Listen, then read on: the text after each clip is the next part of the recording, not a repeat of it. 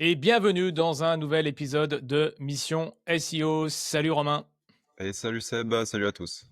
Et aujourd'hui, on va vous parler de chiffres. On en parle beaucoup en SEO, forcément, les KPI, tout ce qu'il faut suivre et tout. Mais c'est pas de ces chiffres-là dont on va vous parler aujourd'hui, mais des chiffres qu'on a récupérés avec Romain sur différentes sources qui peuvent être assez étonnants d'un point de vue SEO.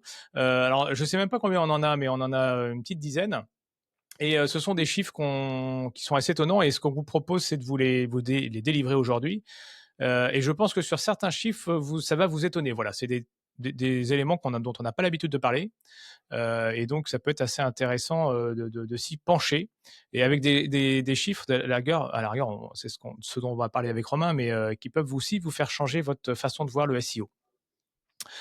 Eh ben go, on y va à fond. On débute directement par le premier chiffre. Et le premier chiffre, il évoque les requêtes, des requêtes de recherche qui génèrent du trafic vers les sites web.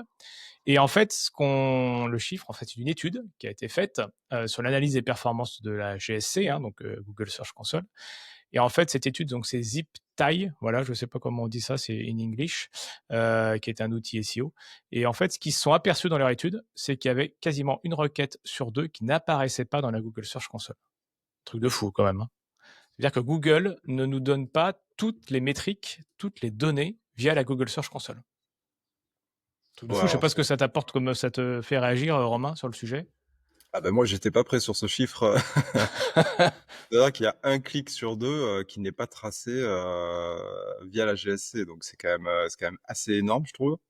Alors peut-être que déjà dans ce trafic qui est pas tracé, on peut rajouter tous les autres moteurs de recherche, forcément.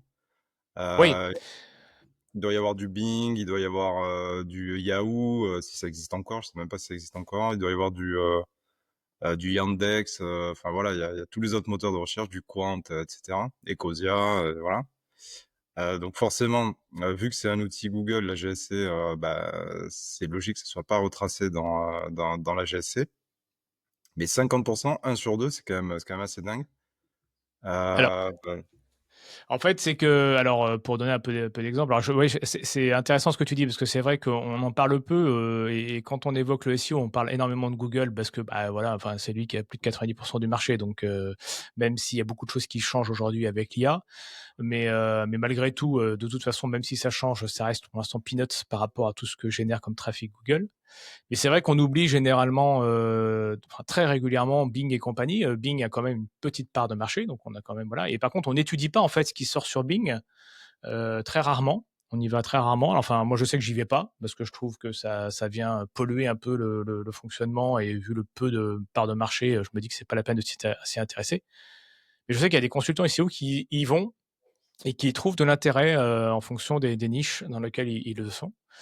Par contre ici, là, sur cette étude-là, ce qui est clair, c'est que c'est pas du tout, là, ça comprend pas en fait la part de Bing et compagnie. En fait, l'étude, ce qu'il a fait, c'est qu'il a été faire des recherches informationnelles. Alors, ça prend un peu d'IA, hein, derrière, hein, forcément, avec des questions. Et en fait, il a posé des questions du genre, quels sont les avantages et inconvénients d'un iPhone 16, qu'il a posé sur différents moteurs, dont l'IA. Et en fait, il s'est aperçu que il allait sur le trafic derrière, mais qu'il y avait aucune traçabilité sur la Google Search Console, quoi. Donc, ce qui est assez intéressant. Même si je sais qu'il y a des choses qui sont en cours, d'évolution, sur Google, et que ça peut changer encore dans les semaines et mois qui vont venir, sur la Google Search Console. C'est un peu bousculé par l'IA, donc je pense qu'il y a ouais, pas mal de choses qui vont être en attente. oui, notamment via les IA Overviews. On vous renvoie sur l'épisode qu'on a fait la semaine dernière sur ça, justement. Il y a une réflexion côté Google d'aller améliorer entre guillemets la GSC à ce niveau-là, de faire remonter en tout cas plus de data et notamment la data qui vient de l'IA. Alors après, ça peut s'expliquer effectivement sur les pages qui sous-performent, en tout cas qui font très peu de clics. Et je pense que c'est potentiellement la majorité des un clic sur deux qui sont pas tracés dans la GSC. Mmh. On rappelle que la GSC, c'est un outil gratuit fourni par Google à titre gracieux, on va dire. Ils sont absolument pas obligés de maintenir cet outil. Ils ont même aucun intérêt à le développer plus que ça. Donc on peut expliquer aussi le fait que ça soit pas non plus tracé à 100% par ça, hein, tout simplement. Hein. C'est qu'en fait, Ils vont pas déployer, X ressources, pour, aller tracer, absolument tous les clics sur des pages qui sous-performent. Pour eux, je pense que ça a peu d'intérêt aussi. Donc, bon, ça doit passer sous les radars, au même titre que toutes les requêtes et enfin qu'un certain nombre de mots-clés de requêtes, passent sous les radars dans les outils type, Ahref et SEMrush, hein, c'est la même chose, hein. Ah ouais, tout à fait, ouais. On est sur une Et moi, je question de vous invite détection. vraiment, C'est moi, je vous invite l'économie vraiment, du truc. En fait, ils ont pas d'intérêt à aller tracer des requêtes qui en soi sont peu intéressantes, où on va avoir 10 clics par mois. Donc en fait, ils ont alors que ça représente potentiellement, peut-être la majorité du trafic, hein, c'est vrai, hein, il y a énormément de mots-clés qui sortent, tous les jours, des nouveaux mots-clés, des nouvelles requêtes, mais qui sont pas tout de suite détectés et ça prend du temps et j'imagine que côté SEMrush ou Ahref, s'il y a pas un seuil minimal, de détection mensuel, ça apparaît même pas dans les oui, c'est rapports. clair. Parce que Et d'ailleurs, on l'a déjà dit hein, lors de podcasts, d'épisodes de notre podcast, je vais y arriver. Mais on sait que sur les requêtes de Google, ils vous affichent que les 1000 premières. Alors, je prends les requêtes, mais tout ce qu'il ouais, peut afficher, on sait que c'est limité. Donc, c'est vrai que si vous voulez extraire des requêtes qui sont un peu nouvelles ou des choses comme ça, bah forcément, si vous êtes limité par 1000 et que vous avez un site qui est un peu avec pas mal de pages, vous allez être aussi limité en nombre de requêtes. Donc, n'hésitez pas à passer par des outils comme Data Looker Studio. Je sais même plus si c'est ce nom-là, parce que moi j'utilise toujours ce nom-là, mais je trouve que c'est Looker Studio tout simple maintenant. ouais. Voilà, qui vous permettent d'extraire en fait les données intégrales. Voilà, ou via des outils externes, hein, comme je crois que SEO Ranking le fait, je crois. Voilà, vous branchez, vous pluguez votre Google Search Console et vous allez avoir l'intégralité des requêtes. Donc, mais attention, en tout cas, Google vous montre qu'une partie. Alors là, c'est un peu forcément là, il vient vous dire qu'une requête sur deux, donc on sent que c'est un peu logique. Mais en tout cas, c'est aussi pour vous dire attention, parce que Google Search Console, vous n'avez pas tout. On parle des requêtes, mais vous n'avez pas tout non plus. Google vous livre un truc, hein, quelque chose. Certes, c'est gratuit, mais vous avez quand même une vision tronquée de ce qui se passe sur votre site. Il me semble même que c'est même plus complet quand tu exportes les données, sur un autre outil. Il me semble que tu as même des données qui sont plus complètes que ce que tu peux avoir sur la GSC. Même si sur Mm. la GSC, tu as déjà des données qui semblent, OK, fraîches et qui sont, enfin, en tout cas, les données que tu as, elles semblent, exhaustives. Mais a priori, hein, j'avais vu ça, moi, j'ai Bah jamais, oui. trop exporté, mais il me semble que si tu exportes vers des outils, tu as déjà une différence entre ce que tu affiche la GSC et ce que tu retrouves dans l'outil. Bah oui, ce qui passe par l'API, et l'API est plus Ouais, complète. ouais, c'est ça, ouais. Voilà. Donc il y Donc a ouais, je te rejoins là-dessus. Si vous utilisez l'API de Google, voilà, alors soit vous l'utilisez en direct, soit vous l'utilisez par les outils. Donc, mais certains outils, forcément, ouais, vous aurez quelque chose de plus complet. Bon, ça c'est le premier chiffre. Voilà, je pense que ça va encore bouger et il y a beaucoup de choses qui vont bouger parce qu'on parle beaucoup d'IA actuellement, donc je pense que ça va encore venir bousculer tout ça. Mais en tout cas, sachez que la Google Search Console ne vous affiche qu'une partie des données. Second chiffre. Alors, deuxième chiffre, a priori, on aurait 45,7% des recherches sur Google qui sont des recherches de marques. Donc ça, c'est une étude qui a été faite par Ahref. Donc je rappelle 45,7% des recherches qui seraient des recherches de marques sur Google. Alors celui-là, il me surprend moins, pour le coup. Donc on rappelle ce que c'est, hein, une requête de marque, c'est vous allez taper un nom de marque, un nom de service, plus un produit ou un service, voilà, qui est relié à une marque bien spécifique, quoi. Ouais. Donc je sais pas ce que tu en penses. Celle-là me surprend moins. Et elle me Ouais, surprendra ça nous moins dans le surprend moins. futur. Ça nous surprend moins, mais je trouve qu'il est intéressant comme chiffre parce que, alors, on en a déjà parlé dans notre épisode de branding, donc je vous invite à l'écouter. Voilà, Ouais, l'importance du branding, l'importance d'aller travailler sa marque sur tout Internet, tout inclus et pas que sur d'un point de vue SEO. Mais par contre, c'est hyper important parce que ça veut dire qu'il faut travailler votre marque, quoi. Il faut travailler votre branding. Et que le SEO, c'est pas que des mots-clés, on va dire plus lambda, de longue traîne et tout, même si bien sûr que c'est très important à travailler, mais qu'il faut aussi travailler un nom de marque. Et que si vous n'avez pas travaillé votre nom de marque, vous tirez une balle dans le pied, quoi. Donc voilà, et il faut apparaître. Alors c'est ce qu'on dit sur les réseaux sociaux, sur tout ça. Enfin, le SEO maintenant c'est un écosystème qui va bien au-delà de Google. Et d'après ce que j'avais lu un dernier article là-dessus qui disait aussi que Google fait attention aussi quand il y a votre marque est citée, même s'il n'y a pas de lien. Voilà, donc Ouais. et ça, c'est hyper important aussi. Ça veut dire que si votre marque est citée dans un article de journal, sur un blog, sur, les réseaux sociaux, mais même s'il y a pas de lien vers votre site, ça va être important pour Google. Donc d'où l'intérêt de travailler votre nom de marque, voilà et de pas penser non plus que votre, que des mots-clés, quoi. Ouais, ouais, c'est et ça sera de plus en plus, hein, clairement, le trafic de marque. Alors on sait déjà nous que côté SEO c'est hyper important. On voit qu'il y a une différence, sur un site enfin, si on a 2 sites, site A, site B et qu'on voit que le site B, fait du trafic de marque, globalement le ranking sera meilleur, hein, sur tous les autres mots clés parce que ça veut dire que Google a une connaissance d'un véritable écosystème en fait, d'une marque, c'est-à-dire une et c'est encore mieux si elle est positionnée, si vous êtes comme tu disais sur les réseaux sociaux, YouTube et cetera. Mmh. Ça participe à l'EAT. On revient à ce concept-là. On vous renvoie aussi sur l'épisode sur l'EAT, Ouais. hyper important. Et ça de plus en plus, hein. Et on voit clairement en fait que Google tend de plus en plus vers ça, sur de l'autorité basée sur le branding en quelque sorte, versus l'autorité netlinking qui était un peu le schéma type, on va dire, ces dernières années où il fallait faire du netlinking pour être autoritaire sur un marché, quoi. Et moi, je trouve Plus que ça a maintenant, ça d'autant peut plus ouais, je trouve que ça a d'autant plus intérêt, en plus que, aujourd'hui, on est dans une, il y a tellement une masse d'informations, qui pollue énormément. On a énormément de entre les fake news, la désinformation, entre l'IA qui produit énormément de quantité de contenu. Le fait d'avoir une marque, c'est aussi, avoir, une image, sérieuse et si on sait alors ça peut être bien sûr en tant que média, mais ça peut être aussi en tant que marque en disant: «Bah, voilà, je produis tel type de qualité, tel t dans mes services et mes produits» et donc aussi asseoir une certaine autorité qui n'est pas l'autorité netlinking, mais qui participe, pleinement. Voilà et qu'on sait que quand on tape votre marque et ben, on est certain d'avoir trouvé quelque chose, avec, du produit, des services de qualité, quoi. Donc c'est hyper important. Et puis, bah, ça transitionne, c'est sans transition puisque c'est exactement le prochain chiffre où c'est le DG de Google. Alors, Sundar, comment on dit ça? Parce que moi autant je le lis et régulièrement. Pichai? Pichai? Je il me sais pas. semble, ouais. Et je le lis très régulièrement, mais je ne l'ai jamais entendu. Sundar Pichai, voilà, DG de Google. Bon, de toute façon, il nous écoute pas, donc il va pas m'en vouloir. Et donc, au niveau il a annoncé un chiffre et pour lui, il y a, allez, pour pas dire 50%, mais ils ont 45% d'augmentation du nombre de pages web ces 2 dernières années. Et forcément que derrière, on voit bien l'IA qui a pointé le bout de son nez.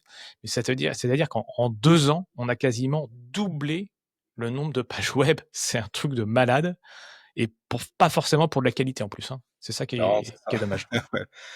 Alors, ouais, clairement, alors celui-là, il est pas surprenant, hein, ce chiffre, avec l'IA, effectivement, c'est très, très simple, désormais de pouvoir publier des pages et des pages sans, voilà, sans versus ce qu'on faisait avant où on passait forcément par des rédacteurs et non, aujourd'hui, c'est tellement accessible et tellement «simple» entre guillemets, mais tu as raison, simple veut dire aussi parfois simpliste et souvent c'est ça. Mmh. Effectivement, et je pense qu'il y a bon nombre de contenus bah, qui sont pas quali, hein, clairement, qui sont pas voués à rester dans les SERP et qui pop à un instant et qui vont vite rejoindre les tréfonds du web, hein, probablement. Enfin, Ouais.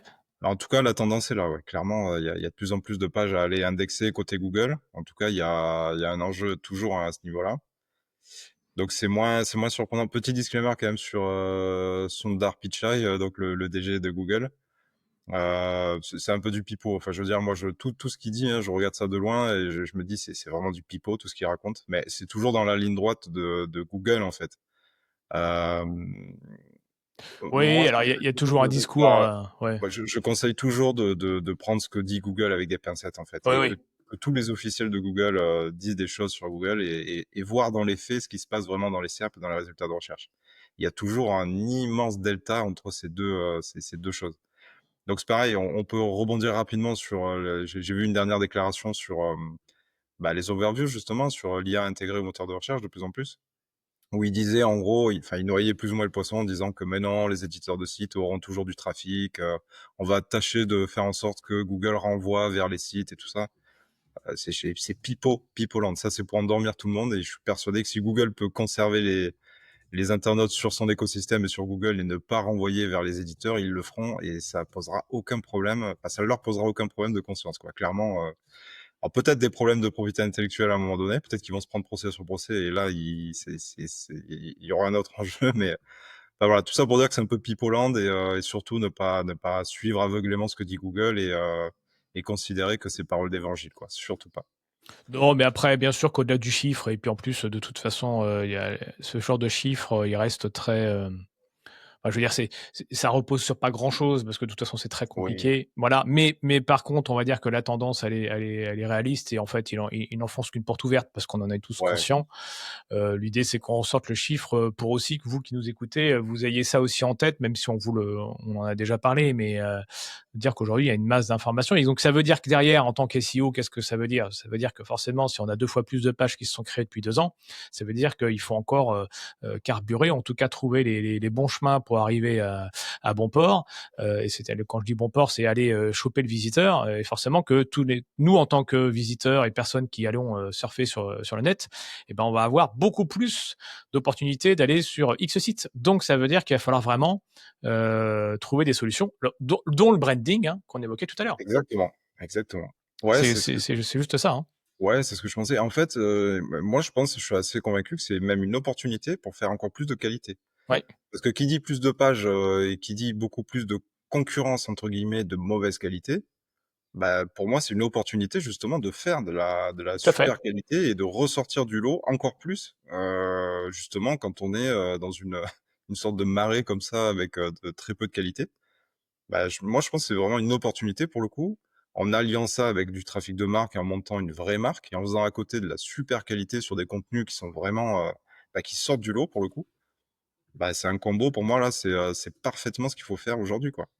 Ouais, c'est le seul bémol en fait, bah, c'est que pour faire de la qualité, il faut du temps. Le temps, c'est de l'argent et donc et je pense là, on va parler, on va être en accord, Romain, sur le sujet, mais ça veut dire que tous les clients ne sont pas prêts à payer, plusieurs centaines, voire milliers d'euros, par mois pour du SEO, pour faire de la vraie qualité.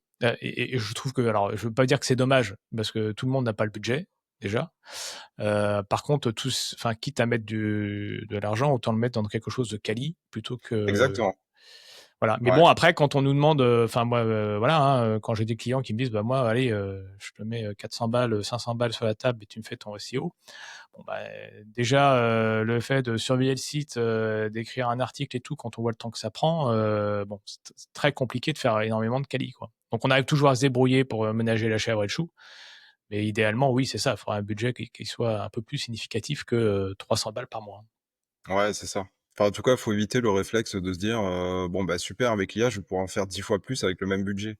Voilà, Bah, en bah fait, moi, ça, je préconiserais plutôt de rester sur, 2-3 articles par mois à 500 € qui sont vraiment quali, qui sortent du lot, qui permettent de ramener des leads, plutôt qu'en faire 10 fois plus, et que ça soit même pas indexé, au ouais. bout de 6 mois et que ça soit catastrophique, quoi. Même pour l'image du site, quoi, en fait, parce qu'on voit tout de suite que c'est très peu quali, quoi. Donc en fait, voilà, attention à ces raccourcis, qui peuvent être, problématiques, hein.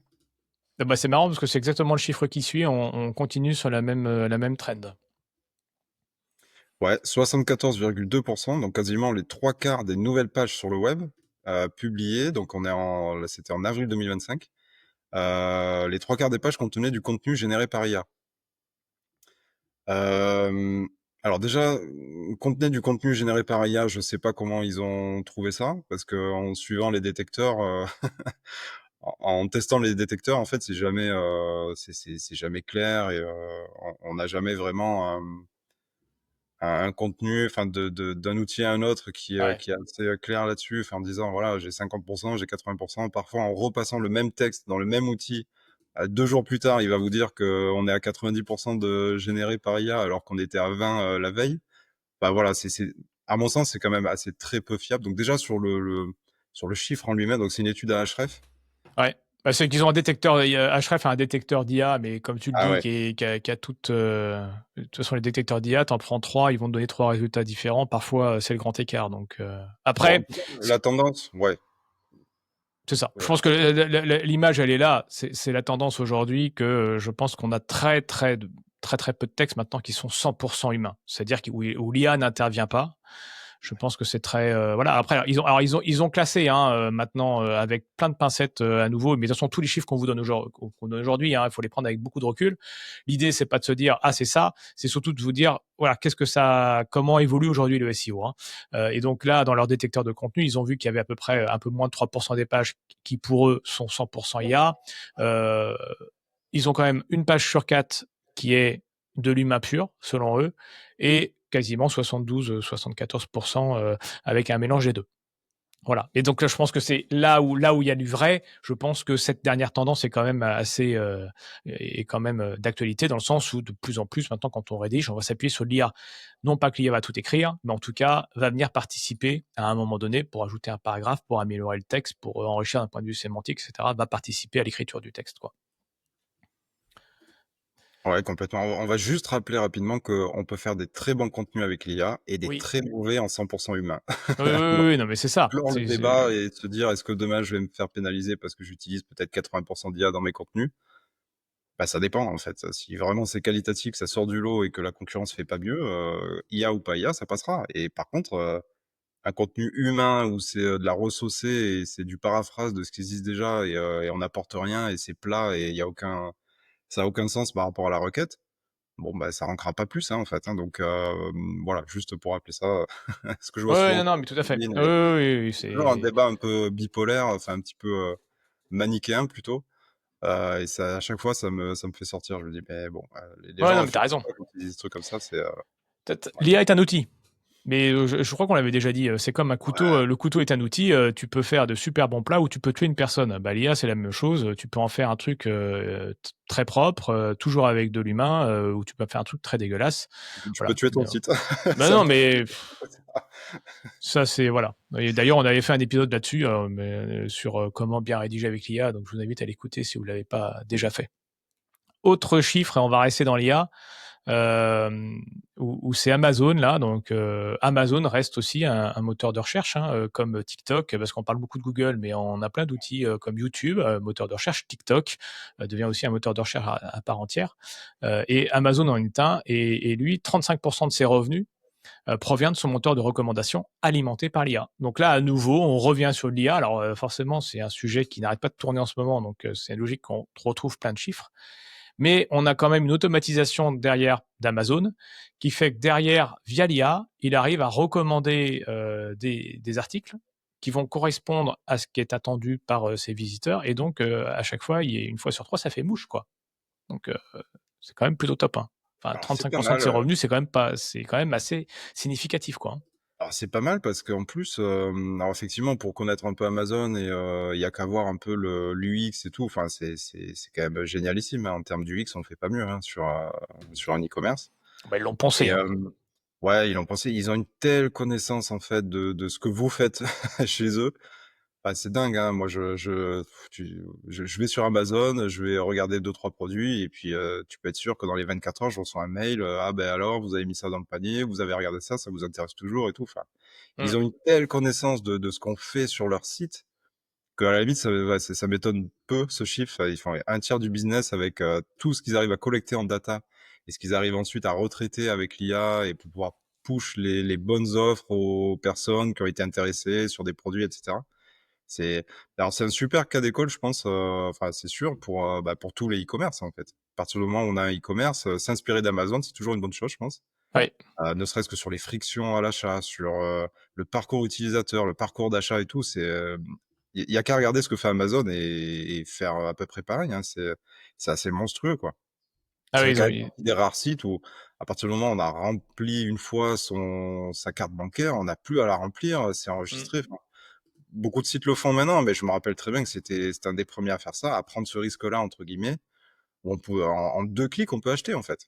Mm. Il y a plus aucune friction et donc tout ça, voilà, ça participe un peu à ce parcours utilisateur et là, le fait que maintenant ils déploient de plus en plus l'IA et on le voit même sur les commentaires. Maintenant, on a un résumé de tous les commentaires qui est fait par l'IA en premier bloc, vous irez voir, l'IA résume un petit peu tous les avis, enfin ouais, ils sont à fond là-dedans et ça leur sert, en fait. C'est un moteur interne qui sert leur business, qui a été voilà, qui est déployé intelligemment, les recommandations donc ouais, c'est pas surprenant et Non. et je dirais même que c'est un cas d'école. Si vous avez un e-commerce demain, inspirez-vous vraiment fortement de ce que fait Amazon, et tout est pensé, c'est Mmh. hallucinant. Même quand on va filtrer, moi, je vais toujours filtrer, par exemple, je vous raconte ma vie, mais je vais toujours filtrer sur la moyenne des notes des clients, et ça, ce filtre-là, pour aller le trouver, il est très difficile à aller trouver, en fait.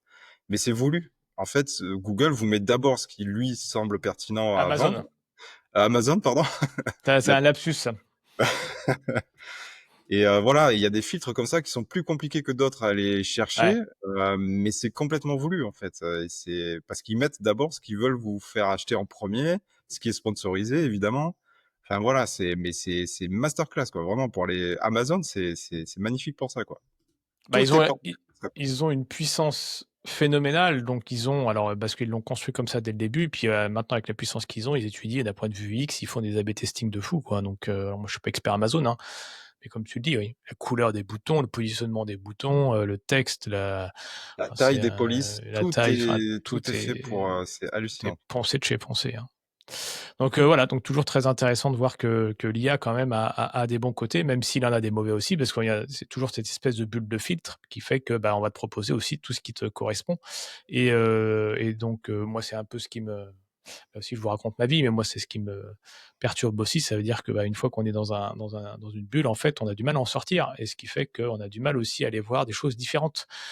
Pareil sur les alors là, je vais étendre ça aux listes de musique. Mais vous aimez un style de musique, vous allez maintenant sur les plateformes, enfin sur les plateformes d'écoute que sont Apple Music, Spotify et compagnie. Donc, ils vont vous proposer des titres qui correspondent à vos goûts, ce qui est très bien.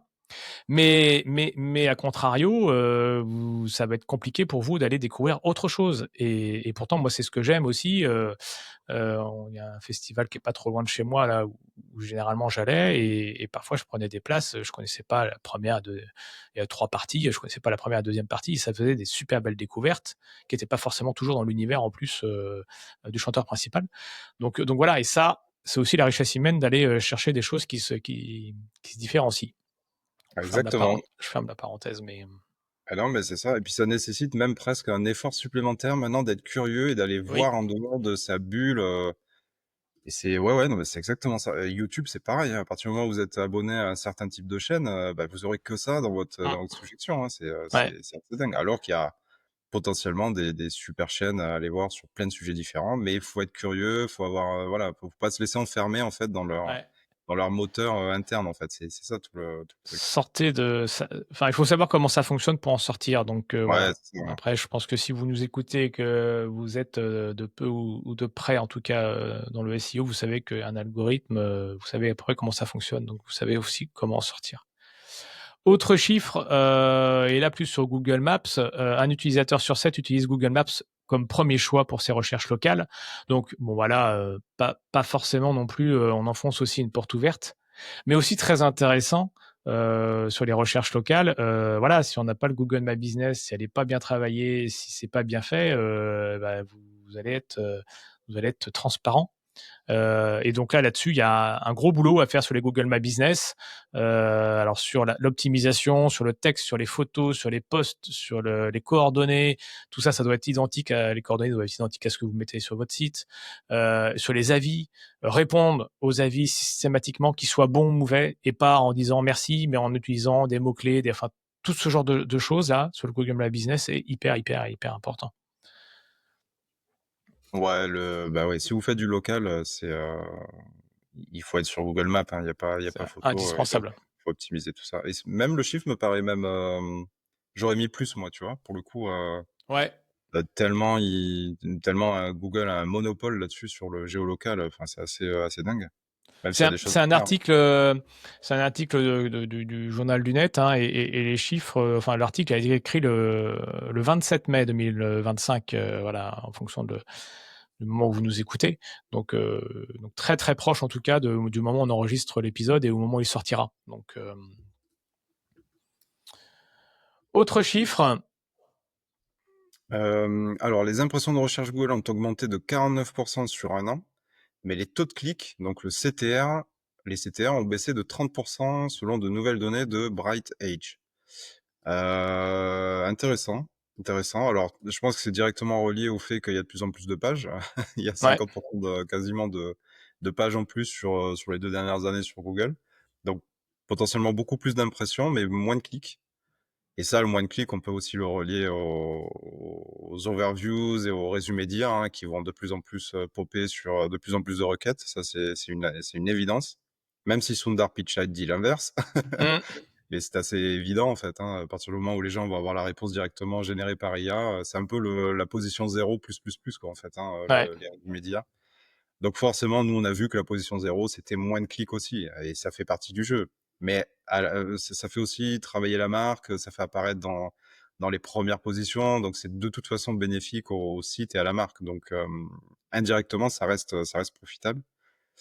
Donc c'est peu surprenant effectivement, et il faut s'attendre, hein, je pense, à une baisse de trafic SEO pur dans les années à venir, clairement, en particulier sur l'informationnel qui va être bouffé par les résumés d'IA. C'est une réalité. Mais c'est Alors des requêtes et des contenus qui, bah, en soi, je pense, sont pas générateurs de business, directement, en fait. Donc, Alors c'est marrant, oui, parce que c'est exactement ça, parce qu'enfin donc dans l'article, hein, qui est un article qui était sur Search Engine Land, hein, que tu as écrit aussi, assez récemment, donc forcément que ça parle d'IA, et en fonction du secteur, comme tu le dis, en fait, ça a pas le même impact. Et donc il dit que, le AI Overview, donc qui va afficher, hein, on vous rappelle des résumés, en fait, de contenu, qui va répondre directement à la requête, sans passer par le site. Hem En fait, en fonction des secteurs, ça va pas être la même chose. Donc, ils voient bien que tout ce qui va être santé, éducation, ça va être quasiment 90 de tout ce qui va être AI overview. Donc là, sur des questions qui sont, voilà, parce qu'en fait, c'est très informationnel. Donc, voilà. Alors que tout ce qui va être, e-commerce, en fait, ça va être pour l'instant, en tout cas, c'est assez réduit. Donc, Google trouvera forcément des solutions pour augmenter les choses, mais en tout cas, pour le moment, c'est beaucoup plus réduit. Voilà. Donc on voit bien qu'en fonction des domaines, on n'a pas la même chose. Donc tout ce qui est santé et éducation, c'est clair que ça va être énormément touché parce qu'on est sur de l'informationnel, on cherche une question, on cherche une réponse. Donc moteur de réponse, comme on l'évoque très régulièrement sur Google. Si Google vous apporte directement la réponse, vous n'aurez pas forcément de clics si vous avez un site sur le domaine, quoi. Et ça, par contre, ça va devenir problématique pour certains éditeurs de sites. Voilà. D'où le branding, d'où tout ce qu'on évoque. On a évoqué plusieurs sujets comme ça depuis le début, mais qui va être très important pour vous faire, voilà, et ne plus être juste une source d'information, mais être, la marque, l'entreprise référente. Et donc on aura plus une tendance à parler à aller, taper le nom de votre site ou votre nom de marque plutôt qu'aller chercher, directement la réponse sur Google. ce qui sera un signal qui est déjà beaucoup plus positif côté Google, en ayant le nom de la marque, quoi. Ouais. Voilà. Encore faut-il que Google, ne perde pas encore de part de marché parce que là, le chiffre qui suit, il est justement sur la génération Z qui sont, 66 à utiliser TikTok comme moteur de recherche. Alors Donc ça me ça, paraît dingue, dingue et inquiétant voilà, aussi. donc alors c'est vrai qu'on parle de TikTok d'un point de vue général, donc comme on a encore aussi toutes les générations dont on fait partie avec Romain qui sont pas forcément la génération TikTok, même si on l'utilise, mais beaucoup moins que la génération, Z. Mais ça veut dire que, si vous avez des enfants ou si vous êtes vous-même dans cette génération-là, la tendance elle est quand même à utiliser, TikTok, YouTube, et compagnie comme, directement comme moteur de recherche et non pas à passer par Google. Donc ça veut dire qu'il y a entre alors ce qu'on appelle le social search, c'est-à-dire que le fait de passer directement par des social médias, des réseaux sociaux pour aller trouver des informations, plus l'IA à côté avec les AI overview, ChatGPT et compagnie, on voit bien que le SEO ne se lie plus uniquement sur les résultats de Google, comme ça se faisait quand même beaucoup, et ça se fait encore beaucoup aujourd'hui, hein. Et oui. Mais par contre, on va avoir une multitude de façons d'aller chercher de l'information. Et donc, d'où le fait de l'incarner par du branding. Voilà, alors, c'est marrant parce que dans l'article, il dit l'avenir du SEO ne se lit pas sur une SERP, il se scrolle, il s'incarne, il se commente et il se partage. Et je trouve ça très sympa en fait comme, Ouais, c'est ça. phrase. Je trouve que ça résume assez bien en fait la tendance actuelle. Ouais, complètement. On est moins sur un système un peu vertical, où Google, maîtrisait tout il y a 10 ans, où en fait, dès que tu voulais faire une recherche, bah, c'était sur Google, tout se passait sur Google. Où c'était donc du coup très vertical, là maintenant on est en gros, enfin moi si je devais résumer le SEO là aujourd'hui, c'est être, partout où sont vos clients, vos Mm. utilisateurs, et ils sont énormément sur les réseaux sociaux. Donc en fait, pour moi, c'est une part, obligatoire quand demain on veut monter un site, ou ou une marque justement, bah, il faut être à minima sur un ou 2 réseaux sociaux à côté de Google et faire de l'Ads et faire, de Ouais. la newsletter et faire enfin voilà, il faut travailler tous les leviers, tous les canaux d'acquisition qui sont même tracés par Google lui-même en fait et paradoxalement, bah, du trafic direct, du trafic qui vient de YouTube, du trafic qui vient de TikTok, pourquoi pas. Heu, Bah, ça participe au fait que, la marque rayonne partout sur le web, puisque les réseaux sociaux sont sur le web et donc qui dit web dit Google et dit: «Bah, OK, signaux positifs parce que la marque existe vraiment, elle est partout» et d'un autre côté, je pense que ça va aussi dans la dynamique et dans la volonté côté Google de se dire: «Bon, le SEO, on n'a jamais aimé trop ça, on n'aime pas trop les SEO parce qu'ils sont là pour exploiter notre moteur de recherche». Donc c'est aussi contrecarrer les gens qui ne font que du SEO et qui optimisent, à outrance les SERP et qui, donc je pense que c'est faire un peu coup double, se dire: «Bon, ben, voilà, on va privilégier les marques qui sont un peu partout et même si elles sont pas chez nous, chez Google, Mmh. pur, pour le moteur de recherche». Entre parenthèses, hein, si vous êtes sur YouTube, vous êtes sur Google aussi, hein, parce que Ouais. c'est La même ils ont maison, hein. YouTube, hein, pour info, donc en fait, c'est bon, hein. Donc voilà, donc tout ça pour dire qu'en fait, ils ont sacrifié un petit peu le fait que vous soyez pas totalement sur Google. Donc si vous êtes sur TikTok et tout, ça va parce que ça envoie des signaux, ça envoie du trafic, donc pour eux, c'est OK, c'est positif.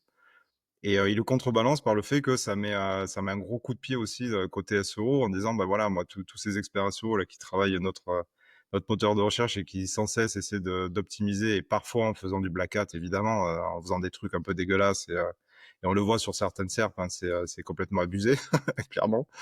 Donc voilà, ça leur permet de faire un peu coup double, de se dire: «Bon voilà, on axe un petit peu le levier, le curseur SEO, trafic, signaux positifs, côté branding et marque, puisque ça touche un peu tout l'écosystème web, versus, voilà, on tape un peu sur ceux qui optimisent et qui suroptimisent sur Google uniquement et qui font que du SEO». Où là, aujourd'hui, on vous le redit, on vous le répète, ça paraît suspect maintenant côté Google. Si vous Mmh. faites que du Google et que vous êtes que sur Google, pour lui, Ouais, c'est suspect en fait, c'est vraiment. sûr, c'est certain. Autre chiffre sur le classement? On a 73 des pages dans le top 10 de Google qui ont plus de 3 ans. Donc étude à Ahrefs, ça me surprend peu, pour le coup. C'est ce qu'on observe nous, je pense au quotidien. À partir du moment où une URL est bien positionnée, on va parler du top 10 puisque là c'est le cas en l'occurrence, mais ça vaut encore plus pour le top 3, top 5. Mmh. À partir du moment où une URL est positionnée, généralement ça bouge plus trop. Parce que ça veut dire que si Google vous a mis dans le top 3, il estime que, voilà, c'est pertinent, ça répond vraiment à l'intention de recherche. Il y a pas de raison que la SERP, elle change, du jour au lendemain, quoi. Donc c'est assez cohérent, ça me semble, même si évidemment, bah, on est toujours dans le top 10, ça peut bouger, hein. Vous pouvez passer de 2 à 5. Voilà, on est toujours dans le chiffre des 3 ans, donc ouais, ça me semble assez logique, en fait. À partir du moment où on est bien positionné, on a pris date sur une URL, sur un mot-clé, on peut toujours battre, hein, évidemment, et c'est ce qu'on fait nous au quotidien, hein, pour nos clients ou pour nos propres sites. L'idée, c'est de toujours monter et d'aller grappiller des places. Mais voilà, c'est rare, en fait, si vous voulez, qu'on passe d'un top 3 à top 50, quoi, où on se retrouve au fin fond de la SERP, c'est assez rare. À partir du moment où on a été, à un moment donné, bien positionné, on a pris date, Google fait confiance. Alors, hors signaux vraiment horribles, hein, utilisateur, title qui est pas cliqué, CTR horrible, ou énorme taux de rebond, la page est désindexée un jour sur deux. Enfin, pardon, le serveur répond en 500 une fois sur deux, enfin un jour sur deux. Oui, là forcément à un moment donné, il va se dire bon, l'URL elle dégage quoi, parce que c'est pas bon quoi. Mais hormis Ah, ça, si tout est ok, ça me surprend pas, ouais. ouais, alors après, c'est ce qui est évoqué, donc c'est une cette étude à Ahrefs là, ce qui est important aussi à savoir, c'est que ça a évolué dans le temps, parce qu'en 2017, c'était 60 des pages qui avaient plus de 3 ans, donc on voit que ça prend encore de l'ampleur, et que, quand on regarde juste le classement numéro 1, en 2017, les pages avaient en moyenne 2 ans et aujourd'hui, elles ont en moyenne 5 ans. Donc on voit Ouais, que, il y a une prime en fait à l'ancienneté. l'ancienneté Ouais. qui est donnée. Alors non pas que plus on est ancien, plus on va se passer positionnement, mais si ça correspond bien à l'intention de recherche, Google, va nous maintenir. Voilà. Alors, pour peu que l'intention de recherche ne bouge pas non plus, qu'il y ait pas de nouveauté, enfin voilà. Et puis attention, hein, parce que là, à nouveau, on est sur, une étude, qui fait qu'on prend tout. quel que soit le domaine, quel que soit le type de requête, le type de pays, etc. Donc, attention, c'est une tendance qui est très généraliste, c'est pas pour toutes les SERP, mais ça donne quand même, si vous arrivez à vous installer et que votre site est bon, voilà, il n'y a pas de raison après que derrière, ça bouge énormément si vous êtes, voilà. Mais ça veut dire aussi que c'est plus compliqué pour venir s'installer sur la première page, quoi, sur Ouais, certaines et requêtes. c'est ce que j'allais dire, et plus long aussi. En substance, ça veut dire aussi que, aujourd'hui, plus que jamais, le SEO, c'est du moyen long terme. Il faut vraiment le voir comme ça, quoi. Il faut se dire que c'est, aller positionner des requêtes potentiellement, dans le top 3, bah, ça peut prendre 1 an, ça peut prendre 1 an et demi de travail, de réoptimisation, de voilà, c'est un travail un petit peu en continu, et ça se fait moins comme avant où c'était beaucoup plus rapide, en fait. Parce qu'il y avait moins de contenu, on en revient toujours aux mêmes choses, hein, il y avait moins de concurrents potentiellement. Donc Ouais. c'était plus «facile» entre guillemets. Maintenant, c'est plus long, ça va être plus long clairement, faut Après, ce qu'ils évoquent aussi dans l'étude, c'est qu'il y a quasiment 41% des pages qui se classent dans le top 10, et elles le font dans un délai d'1 mois. Mais là, je mettrai un peu de recul là-dessus, parce que je pense que les sites qui se le font comme ça, donc ça veut dire qu'il y a quand même 6 sites sur 10, qui le font, qui ont besoin de plusieurs mois, entre guillemets, pour pouvoir se positionner. Et je pense que ces sites-là ont une antériorité, ont une autorité de site qui fait que derrière, ça va pousser forcément naturellement ce qu'ils vont produire comme contenu. On le voit avec des gros sites comme BFM compagnie, etc., qui vont se positionner sur des requêtes qui n'ont rien à voir avec ce qu'ils ont. Ils font des comparatifs d'iPhone, de machin, de trucs. Ils arrivent à se positionner sur ce type de requête alors que c'est pas du tout c'est un média très généraliste. Mais par contre, ils ont une telle autorité de site qu'en fait, ils arrivent à se positionner sur des requêtes. Alors, c'est de plus en plus compliqué pour eux, voilà, je pense. Mais en tout cas, on voit que antérieurement, c'est quand même comme ça que ça fonctionne, hein. Donc, voilà. Mais je pense que ça va bouger. On parlait de branding. Il y a aussi le fait d'être un expert, le fameux EAT, EAT, dont on en a parlé aussi sur un épisode. Mais voilà, le fait d'être un expert de son domaine, pour moi, ça va devenir de plus en plus important. D'autant plus on parle de l'IA, dans un contexte où on a du contenu, de très bas de gamme, voire moyenne gamme, qui arrive. Donc plus vous êtes expert de votre domaine, plus vous apportez un contenu qui est très expert et en plus reconnu avec, du LinkedIn, des réseaux sociaux, du YouTube et tout ça, bah, plus forcément, ça va aussi vous porter aux yeux de Google comme étant, une référence dans le domaine, hein. C'est logique. Autre chiffre, sur, les boutiques en ligne, et donc ça je trouve c'est intéressant aussi, hein. En France, il y a 93 376 boutiques. Alors là, c'est les chiffres arrêtés à avril 2025, mais on a, plus de 80 000 boutiques, 90 000 e-commerce en France. Donc pour vous dire qu'il y a du monde quand même sur le secteur. Voilà, avec WooCommerce pour information qui est en première place, hein, c'est les WooCommerce qui sont le plus représentés en cas du CMS, voilà. Et après on a Shopify qui arrive en deuxième, mais au-delà du CMS, on a quand même énormément de boutiques présentes, quoi, hein. Donc il faut se faire de la place parmi ces, pour pas dire 100 000 boutiques, hein, mais il y a quand même 100 000 ouais, boutiques qu'on peut acheter sur internet en France. c'est sûr. Alors après, on va peut-être un peu relativiser. Je pense qu'il y a quand même beaucoup de petites boutiques, très petites boutiques, qui, à mon sens, génèrent pas forcément énormément de chiffre d'affaires, hein. Je pense qu'il y en a énormément qui vivotent, hein, plus ou moins, et tu dois avoir pas mal de drops aussi. Oui, Il doit y avoir pas mal de dropshipping dans le lot, je pense, des mecs qui s'amusent à monter des boutiques, voilà, 1 par semaine, enfin donc c'est pas forcément quali, et voilà. Mais oui, effectivement, la tendance, elle est, c'est assez énorme, hein, et je pense que c'est pas prêt de s'arrêter, hein. Clairement, le e-commerce a encore de beaux jours devant lui, je pense. oui.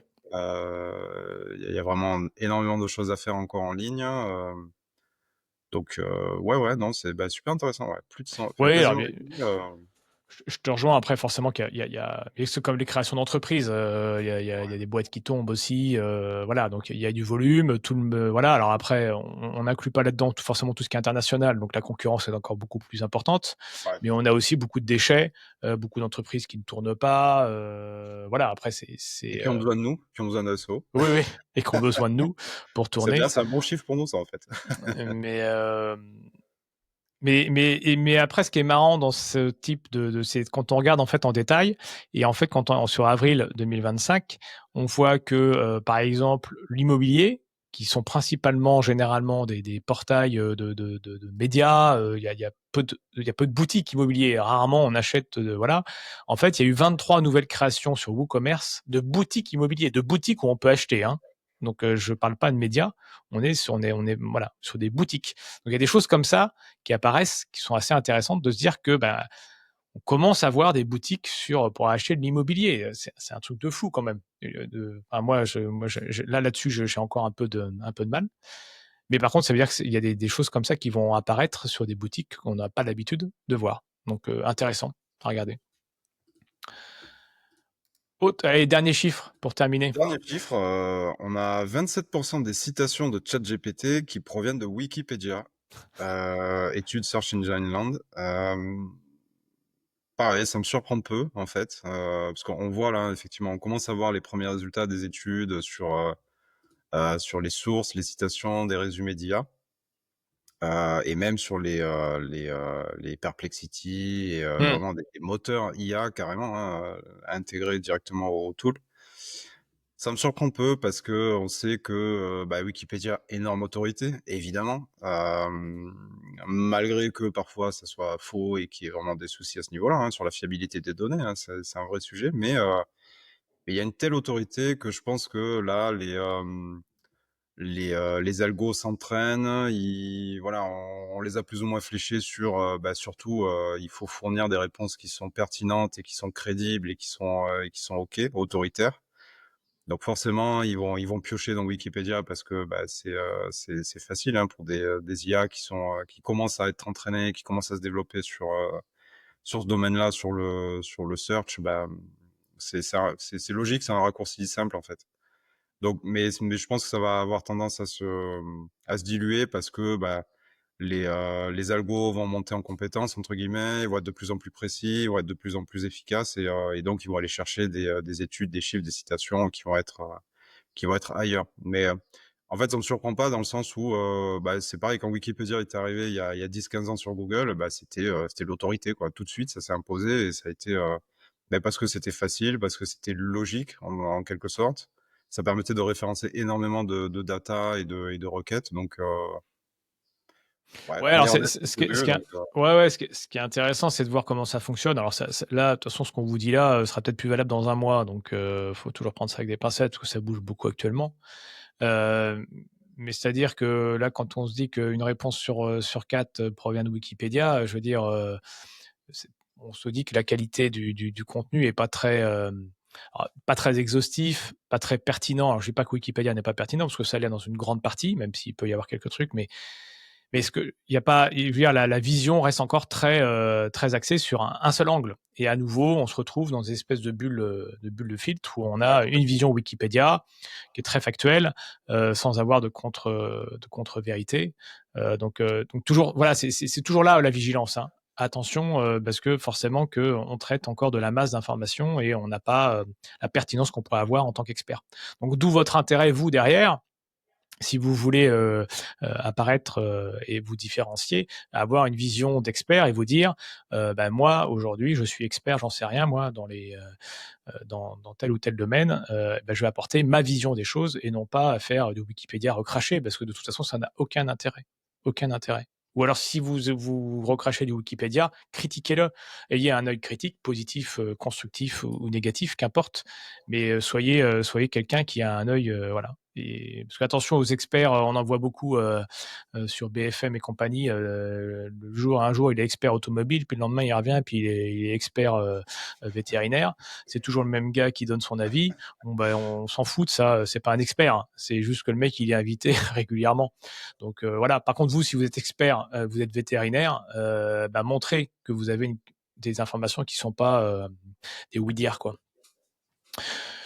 Voilà, mais bon, c'était intéressant d'avoir d'avoir ce chiffre aussi pour vous donner quand même ce qui se cache derrière les algorithmes qui vont encore beaucoup beaucoup évoluer. Donc, on aura l'occasion d'en reparler. Voilà.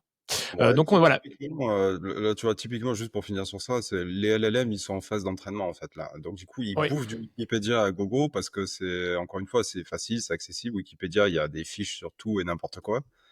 ils bouffent du Wikipédia, ça les entraîne et demain, ils seront plus pertinents, ils iront chercher l'info un peu plus loin, comme le fait Google, en fait, C'est aujourd'hui, ça. hein, c'est beaucoup plus pertinent, les requêtes sont beaucoup mieux travaillées, l'intention est mieux identifiée, et cetera. Donc, mais là, faut le voir comme, là, les premiers réseaux médias, et cetera, où est-ce qu'ils vont pomper les données? Ils prennent le plus autoritaire, ils s'embêtent pas et ils bouffent du Wikipédia, ils bouffent du Reddit, ils bouffent du voilà, des des gros sites d'autorité parce qu'il y a de la data et parce qu'il y a des trucs. Et demain, ça sera beaucoup plus divers, diversifié, précis, intéressant sur la pertinence. Voilà, sur vétérinaire, typiquement, il va plus vous afficher Wikipédia, il va aller vous afficher vraiment l'expert, l'autorité dans le vétérinaire, qui a un site, qui informe, qui est pertinent. Donc, donc tout l'intérêt, effectivement, comme tu dis, d'aller travailler dès aujourd'hui, en fait, votre autorité, votre crédibilité, pour demain être pris par les réseaux médias quand ça va de plus en plus être déployé, que ça sera de plus en plus pertinent et intéressant sur la citation, quoi. Ouais. Bah, on arrive au terme de cet épisode. On avait 11 chiffres à partager avec vous. Alors, certains sont plus étonnants que d'autres, bien sûr. On voit que forcément l'IA est pas mal dans l'actualité, donc on ressort des chiffres et on voit que il y a des choses qui évoluent et qui vont encore évoluer. Donc, je me répète, mais ne prenez pas ces chiffres comme argent comptant en disant c'est comme ça que ça fonctionne. C'est une tendance. C'est juste l'objectif, c'est surtout qu'on puisse provoquer et adapter en fait des stratégies SEO pour la suite. Mais ça va encore beaucoup évoluer. Donc voilà. Alors après, on n'est pas avec Romain à vous donner de l'information brûlante à chaque fois parce que parce qu'on a aussi le sentiment que vous donnez une information maintenant brûlante, de toute façon, si ça se trouve dans 2 semaines, elle aura plus lieu d'être. Donc on essaie d'avoir un peu plus de recul que ça. Voilà, ça ne nous empêchera pas de peut-être faire des épisodes de temps en temps, mais en tout cas, l'idée c'est quand même aussi ne pas s'exciter. Là, on voit que ça s'excite beaucoup autour du GEO, le SEO pour les LLM, là, pour les ChatGPT et compagnie. Bon, voilà, alors, on ne veut pas dire qu'il y a du fond. Il y a Ouais. du fond, c'est normal, mais attention à pas vous. Voilà, j'ai déjà vu qu'il y a des formations qui allaient sortir. Ah, Donc, moi aussi, pareil, ouais. non mais donc attention, des formations qui sortent alors qu'on a quasiment aucune expérience. Ils s'engouffrent dans le truc et tout, ça m'énerve. Voilà. Franchement, ouais, Donc, vigilance, soyez vigilants, soyez critiques sur là-dessus. Je dis pas qu'il n'y a pas une formation qui va être pertinente. Il y a sûrement une qui sera pertinente dans le lot, mais attention parce que là, il y a une tendance à s'engouffrer dans les brèches en disant on va se faire un peu de fric. Donc attention. Voilà. Il y a plein de choses qui évoluent. Le SEO aujourd'hui restera, restera. C'est juste qu'il va évoluer comme il a évolué depuis ces 20 dernières années. Donc j'ai pas d'inquiétude par rapport à ça. Il faut juste bien suivre les tendances, mais ne pas se plonger dans le syndrome de l'objet brillant en disant c'est ça qu'il faut faire dès maintenant, quoi. Attention. Voilà, bah écoutez, si vous avez des questions, quoi que ce soit. Alors, pour information, on n'a pas cité les sources à chaque fois. Voilà, par contre, si vous souhaitez avoir les sources, on a tous les liens. Donc voilà, mais principalement, il y avait du Href, il y avait du Journal du Net, il y avait du Search Engine Land, il y avait du Serum Table, voilà, du Tech Magnet, il y avait voilà, Yext aussi. En tout cas, si vous souhaitez avoir les sources, aucun problème, vous nous envoyez un petit commentaire, on vous les donne sans problématique. On vous remercie à nouveau pour votre fidélité. Partagez l'épisode, commentez-le, likez-le, voilà, que vous soyez, qu'on soit dans vos oreilles au niveau de podcast ou sur YouTube. C'est ça qui nous donne de la force. Voilà, on remercie à nouveau notre partenaire, comme à chaque fois, OneMyDay qui nous accompagne depuis le début sur Mission SEO. Voilà, plein de formations top qui vous proposent autour du digital avec des vrais coachs, dont une formation SEO qui est en train d'être refondue d'ailleurs pour information de ce qu'ils m'ont dit. Et donc, ce qui fait que derrière, vous allez ressortir là avec une formation qui devrait ressortir. Alors, je ne sais pas quand, je n'ai pas la date, mais en tout cas, qui va être top parce que qui va prendre en compte toutes les dernières nouveautés. Voilà, donc merci les copains OneMyDay de nous suivre. Voilà. Sur ce, on va se quitter, puis on va se revoir donc maintenant la semaine prochaine pour un nouvel épisode. Salut Romain. Salut Seb, salut à tous. Salut, ciao.